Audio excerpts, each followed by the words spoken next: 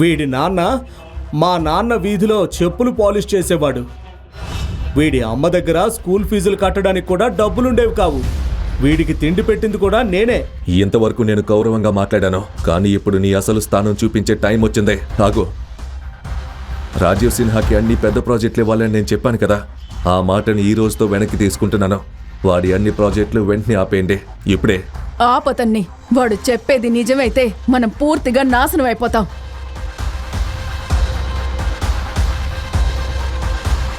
Hello,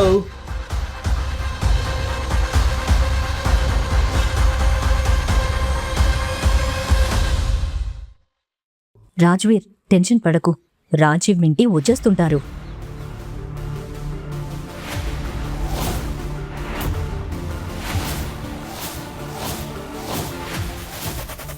sir, ఇవిగో మీ gifts. మిగతా వాహనాలు దారిలో ఉన్నాయి. కాస్త ఆలస్యమైంది. పర్లేదు షెర్లీ, థ్యాంక్ యూ. మిమ్మల్ని తప్పు పట్టలేదు. మీ కన్ఫ్యూజన్ నాకు అర్థమవుతుంది. కూతుర్నిచ్చి పెళ్లి చేయడం అంటే చిన్న విషయం కాదు కదా. కానీ ఈ బ్యాగ్ మాత్రం చాలా పెద్దగా ఉంది. ఇందులో ఏముందో ఏమో. ఏముంటాయి? 2 కిలోల బంగాళాదుంపలు, 3 కిలోల ఉల్లిపాయలు, కొంచెం కొత్తిమీర. అవునండి. ఈ బ్యాగ్లో నిజంగా ఏముందో నేను చెప్తాను. ఇందులో 90 లక్షల రూపాయలు విలువ చేసే కార్ పేపర్లు, 2 కోట్ల రూపాయలు విలువ చేసే ఇంటి డాక్యుమెంట్స్ ఉన్నాయి. ఏంటి? ఇది నిజమేనా? తెరిచి చూడు. నువ్వేం చేస్తున్నావు? అందరి ముందు మా అమ్మ పరువు పోతుంది. నేను చాలాసార్లు చెప్పడానికి ప్రయత్నించాను, నేను నిజంగా బిచ్చగాన్ని కాదు అని. ఎలా? కానీ నువ్వు... జియా, నీకోసం నా పనులన్నీ వదిలేసి ఇక్కడికి వచ్చాను. నీ తల ఎప్పుడూ ఎవరి ముందు వంగకుండా చూసుకోవడం నా బాధ్యత.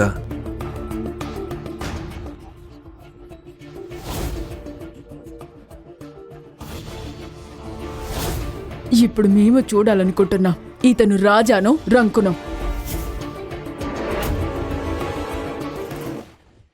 తెరవండి. ఒకసారి చూడండి. కార్ పేపర్స్, ఇంటి డాక్యుమెంట్స్ అన్నీ మీ పేరు మీదే ఉన్నాయి. నా పేరు మీద? ఒకసారి చూపించు. నిజంగానే నా పేరే ఉంది. అయ్యో దేవుడా, థ్యాంక్ యూ, చాలా థ్యాంక్ యూ. నా కూతురు అమాయకురాలని నాకు తెలుసు, కానీ పిచ్చిదని మాత్రం అనుకోలేదు. Thank you. సరే, ఇప్పుడు నిజం చెప్పు. ఇదెలా జరిగింది? నువ్వు నిజంగా ఇషాన్ అవస్థివా లేక ఇషాన్ అస్త్రానివా? నేను జియా కోసం ఉన్న ఈశాన్ని. అంతే. అయ్యో, మీరంతా ఎంత అమాయకులో. ఏం చెప్పాలనుకుంటున్నావు జయరాజ్? నా కళ్ళతో నేను చూసే వరకు నేను నమ్మను. నా దృష్టిలో వాడు అప్పుడు దొంగే, ఇప్పుడు దొంగే, ఎప్పటికీ దొంగే. చాలు. అసలు నీ సమస్య ఏంటి? హద్దులు దాటుతున్నావు. అయ్యయ్యో, చూడండి, మన అమాయకం బంగారం పాపం జియా ఇంత గట్టిగా మాట్లాడుతోందే.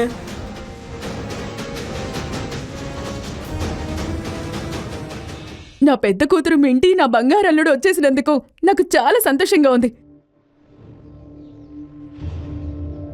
100 ఏళ్ళు చల్లగా ఉండండి.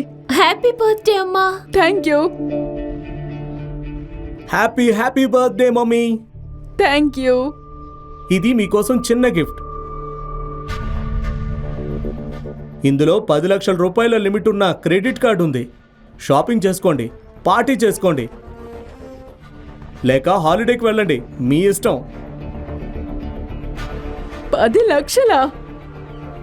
జియా, కనీసం నీ అక్కని బావని పలకరించవా? ఒకే నగరంలో ఉంటున్నావు, కానీ నెలల తరబడి కలుసుకోవడం లేదు. అరే జయరాజ్, ఏంట్రా ఈ దిగులు ముఖం? ఇక్కడ అందరూ ఎందుకు శోకసభలో ఉన్నట్టు కనిపిస్తున్నారు? అసలు ఏం జరిగింది? ఒక్క నిమిషం, ఇతను ఇక్కడేం చేస్తున్నాడు? నీకితను తెలుసా? చిన్నప్పటి నుంచి తెలుసు, కానీ ముందు చెప్పండి, ఇతను ఎక్కడేం చేస్తున్నాడు? ఇతను ఇషాన్, జియా ప్రేమించిన అబ్బాయి. జియా ప్రేమించిన అబ్బాయా? ఇతనొక పిచ్చగాడు.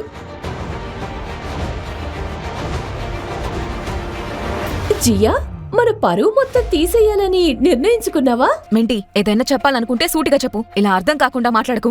ఇతను నా ఎక్స్ బాయ్ ఫ్రెండ్ ఇషాన్. ఏంటి? నీ ఎక్స్ బాయ్ ఫ్రెండా?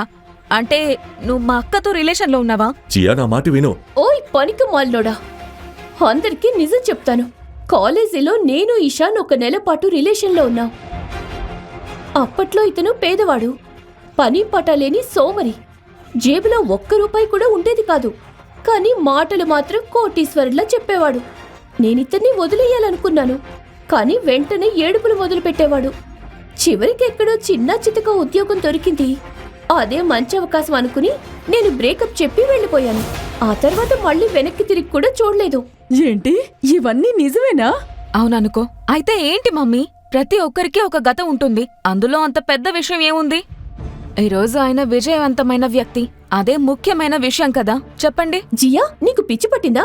ఇతను నగరంలో చేతిలో గిన్నె పట్టుకుని అడుక్కుంటూ తిరుగుతాడు. ఇతను బిచ్చగాడు, జేబు పరంగా కూడా అదృష్టపరంగా కూడా.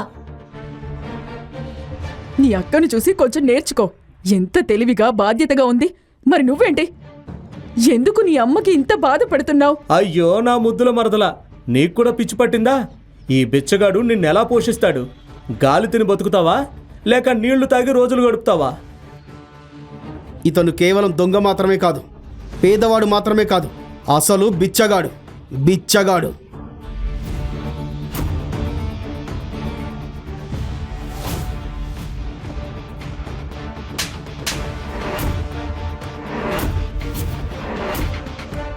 నేను నీ సొంత అక్కని జియా. నీకు చెడు జరగాలని నేను ఎప్పటికీ కోరుకోను. మింటి, నా బాయ్ ఫ్రెండ్ ని అవమానించే హక్కు నీకు లేదు, కాబట్టి కాపు. రాజీవ్, నువ్వెందుకు కోరుకుంటున్నావు? అందరికీ చెప్పు. చిన్నప్పటి నుంచి ఇతను నీకు తెలుసు కదా. ఈ వెధవ నాకు చిన్నప్పటి నుంచి తెలుసు. మేమిద్దరం ఒకే స్కూల్, ఒకే క్లాస్లో చదివాం. క్లాస్లో ఏ పిల్లవాడు ఇతని దగ్గరికి వెళ్ళేవాడు కాదు, ఎందుకంటే ఇతను అంత పేదవాడు. పైగా ఎప్పుడూ వింత వాసన వచ్చేది. అయితే చదువులో మాత్రం బాగా ఉండేవాడు, పరీక్షల్లో ఎప్పుడూ ఫస్ట్ వచ్చేవాడు. కానీ ఇప్పుడు చూడు, ఇంకా బిచ్చగాడిగానే ఉన్నాడు. అసలు బేబీ, ఇతను ఈరోజు అడుక్కుంటున్న ఫోటో నీ దగ్గర ఉందిగా? అవును.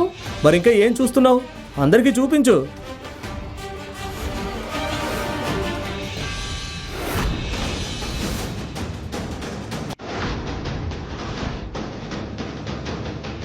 అయ్యో భగవంతుడా, ఇదే ఇతని నిజ స్వరూపం అయితే ఇంతకాలం మనందరికీ ఎన్ని అబద్ధాలు చెప్పాడో. ఇదిగో నీ నకిలీ పేపర్లు.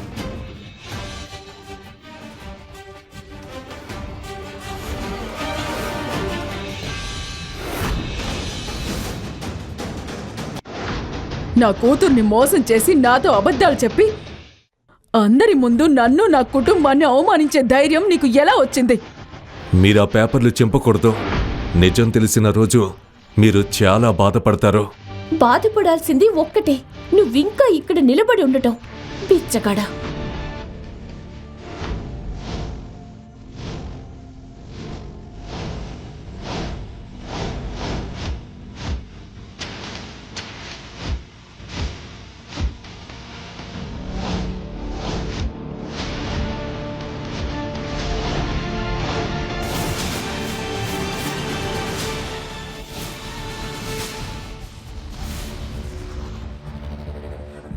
ఏం చేస్తున్నావు నువ్వు? నన్నే బాధ పెడుతున్నావు. నేను నీ సొంత అక్కని. ఈ బిచ్చగాడి కోసం నాపై చెయ్యెత్తుతావా? వదులు నన్ను. జియా, ఏం చేస్తున్నావు నువ్వు? వదులు, నన్ను వదులు. ఆపండి, ఇదంతా నా తప్పే. ఇతను నన్ను మోసం చేయలేదు, నేనే ఇతన్ని ఈ పరిస్థితుల్లోకి లాగాను. ఏమిటి?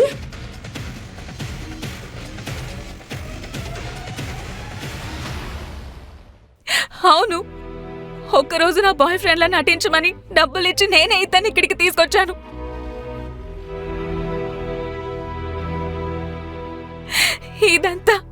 ఇదంతా నా తప్పే. సారీ ఇషాన్, నిజంగా సారీ. మా కుటుంబం నిన్నింత దారుణంగా అవమానిస్తుందని నేను ఊహించలేదు. నేను మొదటి నుంచి ఇదే చెప్తున్నాను కదా, వీళ్ళిద్దరి మధ్య అసలు ఏమీ లేదు అని. ఏ తల్లి తన కూతుర్ని ఒక బిచ్చగాడికిచ్చి పెళ్లి చేయదు. అతను బిచ్చగాడైనా కోటీశ్వరుడైనా నాకు అవసరం లేదు. నేను పెళ్లి చేసుకుంటే ఇతన్నే చేసుకుంటాను. నన్నెవరు ఆపుతారో చూద్దాం. నోర్ మోయ్ జియా. ఆశా, నీ కూతుళ్లకు నువ్వు నేర్పిన విలువలివ్వేనా? మొదట ఒక నకిలీ బాయ్ ఫ్రెండ్ ని అద్దెకు తెచ్చుకుంది. అది చాలదన్నట్టు అందరి ముందు అతన్ని ముద్దు పెట్టుకుంది. ఇప్పుడు ఏకంగా సమాజం ముందు మన కుటుంబ పరువుని మట్టిలో కలిపేస్తోంది. శభాష్ జియా, శభాష్. అందరి ముందు మన పరువుని పూర్తిగా తీసేశావు. మరి అమ్మా, నన్ను ఇలా చేయమని ఎవరు బలవంతం చేశారు? నా ఇష్టం లేకుండా పెళ్లి చేయాలని మీరు ఒత్తిడి చేయకపోయి ఉంటే ఇవన్నీ జరిగేవా? అంటే తప్పంతా నాదే అంటావా?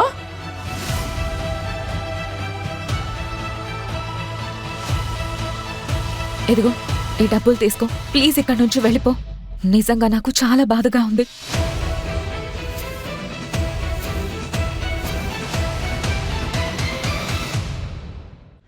లేదు జియా, నీ సంతోషమే నాకు ముఖ్యం. నీ నవ్వు కోసం నేను చేసే సహాయం ఎప్పుడూ ఉచితమే. కానీ ఇందులో నా తప్పు కూడా ఉంది. నేను నీకు పూర్తి నిజం చెప్పలేదు. ఒక మనిషి జీవితంలో అత్యున్నత స్థాయికి చేరుకున్నప్పుడు ఏ విషయంలో? అడుక్కోవడంలో సాధించిన విజయమా? అపారమైన సంపద, అధికారం ఉన్నా నేను చాలా ఒంటరివాడిని. పని తప్ప నాకు మరో ప్రపంచమే లేదు. నిజమైన స్నేహితులు కూడా లేరు. అందరూ నా డబ్బు, నా హోదా, నా శక్తి కోసం దగ్గరయ్యారు. కానీ నా మనసుని ప్రేమించిన వాళ్ళు ఒక్కరూ లేరు. కానీ ఈరోజు జియా, అందరూ నన్ను అవమానించినప్పుడు నువ్వు మాత్రం నా నీడలా నా పక్కనే నిలబడ్డావు. నేను వెతుకుతున్న అమ్మాయి నీలాంటి మనసున్న అమ్మాయి. అందుకే నేను ఆ బిచ్చగాడి వేషం వేసుకున్నాను. నా డబ్బు కోసం కాదు, నేను ఎవరో తెలుసుకొని నన్ను ప్రేమించే వ్యక్తి ఎవరైనా ఉన్నారా అని తెలుసుకోవడానికి. నీ అడుక్కుంటున్న ఫోటో అందరూ చూసేశారు. కాబట్టి ఈ సినిమా డైలాగులు ఆపు. నా చెల్లిని ఇంకా మోసం చేయకు. జియా, నేను చెప్పేది నీకు అర్థమవుతుందా? నిన్ను ఈ పరిస్థితుల్లో లాగినందుకు నన్ను క్షమించు.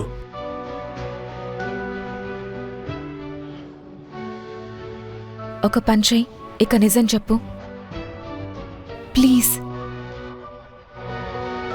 జియా, నువ్వు కళ్ళల్లో ప్రేమించిన వ్యక్తిని నేనే. చాలు, లోపలికి రా. ఈ బిచ్చగాడిని నేను స్వయంగా మన ఇంటి నుంచి బయట గెంటేస్తాను. రా నాతో.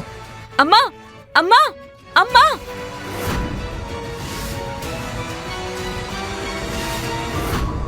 ఇలాంటి కథలు మరిన్ని వినాలనుకుంటున్నారా?